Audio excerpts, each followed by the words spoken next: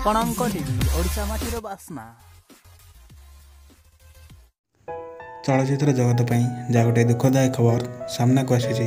ଏହି ପ୍ରସିଦ୍ଧ ଅଭିନେତାଙ୍କ ପରଲୋକରେ ଅନେକ କଳାକାର ଦୁଃଖ ପ୍ରକାଶ କରିଛନ୍ତି ଏବଂ ଚଳଚ୍ଚିତ୍ର ଜଗତରେ ଶୋକର ଲହରୀ ଖେଳିଯାଇଛି।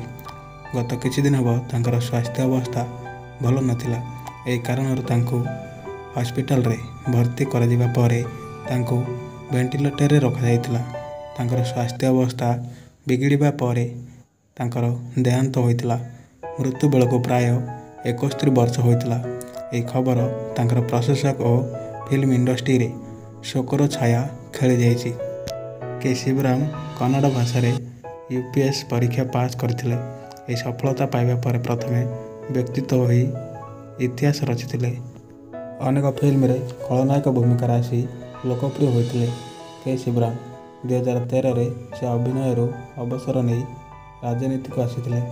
ତେବେ ଲୋକପ୍ରିୟ ଅଭିନେତା କେ ଶିବରାମଙ୍କ ଦେହାନ୍ତରେ ଅନେକ କଳାକାର ଦୁଃଖ ପ୍ରକାଶ କରିଛନ୍ତି ଏବଂ ଚଳଚ୍ଚିତ୍ର ଜଗତରେ ଶୋକର ଲହରୀ ଖେଳିଯାଇଛି।